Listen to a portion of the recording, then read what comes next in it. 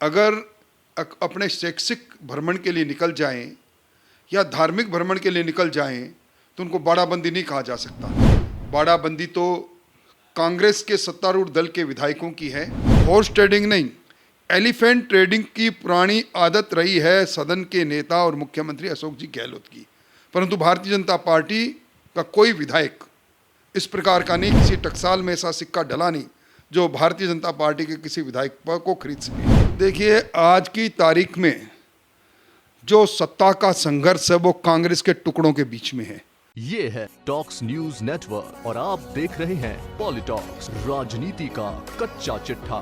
राजस्थान में चल रहा सियासी घमासान अपने चरम पर है। सबसे पहले सचिन पायलट अपने बागी विधायकों के साथ बाड़ेबंदी में कैद हुए और उसके बाद मुख्यमंत्री अशोक गहलोत अपने विधायकों के साथ पहले जयपुर और अब जैसलमेर में 5 स्टार होटल में बाड़ेबंदी में कैद हैं। अब इसी क्रम में बीजेपी के कुछ विधायकों की भी बाड़ेबंदी में आने की खबर आ रही है। इसी पर बात करने के लिए हमारे साथ मौजूद हैं राजस्थान विधानसभा में उपनेता प्रतिपक्ष राजेंद्र राठौड़ जी।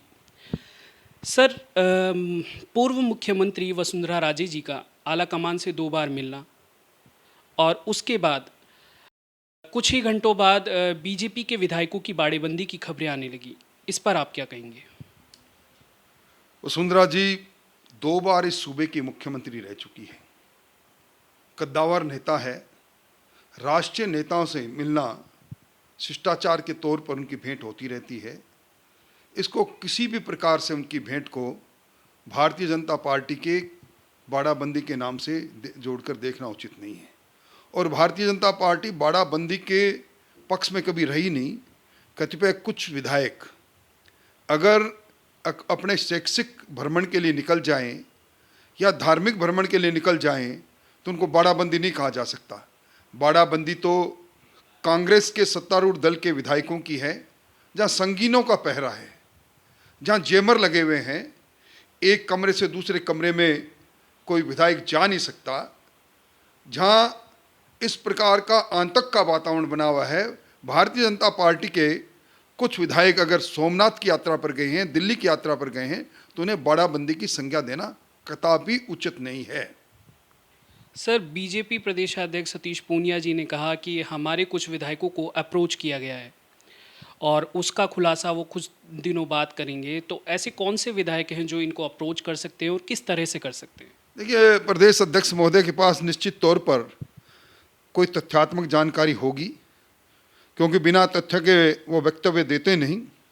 ये रहस्योद्घाटन तो वो खुद ही करेंगे, परंतु डगमगाई हुई सरकार, लड़खड़ाई हुई सरकार और इस सरकार में अपनों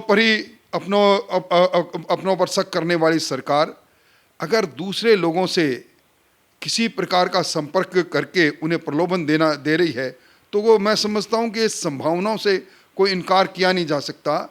हॉर्स ट्रेडिंग नहीं, एलिफेंट ट्रेडिंग की पुरानी आदत रही है सदन के नेता और मुख्यमंत्री अशोक जी गहलोत की।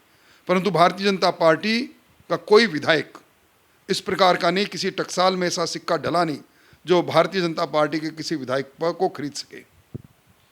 सर, बीजेपी लगातार ये दावा करती है कि सरकार अल्पमत में है। अगर सरकार गिर जाती है तो बीजेपी सबसे बड़ी पार्टी के नाते बहुमत साबित करेगी। तो ऐसे में मुख्यमंत्री पद के लिए दावेदार कौन? देखिए, आज की तारीख में जो सत्ता का संघर्ष है वो कांग्रेस के टुकड़ों के बीच में है। भारतीय जनता पार्टी को मैंडेट मिला है प्रतिपक्ष में बैठने के लिए, जनता ने दिया है, हम उसी के अनुसार अपना एक्ट कर रहे हैं। जनता के मुद्दों को विधानसभा और विधानसभा के बाहर निश्चित तौर पर उठाएंगे।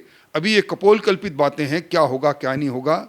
मैं समझता हूँ कि जहाँ कपास ना हो वहाँ जुला लट्ठम लट्ठा हो जाए, इस प्रकार की बातों पर अभी सोचना ही बेकार है। सर, ऐसा भी कहा जा रहा है कि पूर्व मुख्यमंत्री वसुंधरा राजे अपने खिलाफ हो रही बयानबाजी को लेकर आलाकमान से मिलने गई है, उनसे अपनी जो मन की बात है वो कहने के लिए गई है। इस पर आप क्या कहेंगे? मैंने पहले भी कहा, वसुंधरा जी कदावर नेता है, पूर्व मुख्यमंत्री है। अगर वो हमारे आलाकमान से मिलती हैं तो कोई बेजा बात नहीं, ये सामान्य बातें हैं। बड़े नेता आपस में मिलते ही रहते हैं, इसलिए इसको किसी इस बात के साथ जोड़कर कि वो नाराज़ है या वो किसी और कांड से नाराज़ है, मैं उसको जोड़ के देखना ठीक नहीं समझता। सर, क्या ऐसी भी खबरें आ रही हैं मीडिया के सामने कि वसुंधरा राजे बीजेपी से अलग होकर एक अलग धड़ा बनाएगी और उसमें लगभग बीजेपी के 30 से 40 नेता पूर्व मुख्यमंत्री के साथ जाएंगे और 30 से 40 नेता बीजेपी में रहेंगे, तो ऐसी कुछ सत्यता है इन बातों में? मैं इन बातों को सिरे से खारिज करता हूं। जिस परिवार ने जनसंघ से लेकर भारतीय जनता पार्टी तक के सफर में इस विचार को पोषित किया है, पल्लवित किया है, वो कभी सोच ही नहीं सकते। इसलिए ये बातें मैं समझता हूँ ऐसे लोगों द्वारा फैलाई गई है जिनका निहित स्वार्थ हो सकता है। ये बातें विश्वास करने लायक है ही नहीं। राजस्थान के रण में चल रहे सियासी घमासान पर आज हमारे साथ बात करने के लिए मौजूद थे राजस्थान विधानसभा में उपनेता प्रतिपक्ष राजेंद्र राठौड़ जी। कैमरा पर्सन सत्तार खान के साथ मैं अभिषेक गौतम, पॉलिटॉक्स। ये है टॉक्स न्यूज नेटवर्क और आप देख रहे हैं पॉलिटॉक्स, राजनीति का कच्चा चिट्ठा।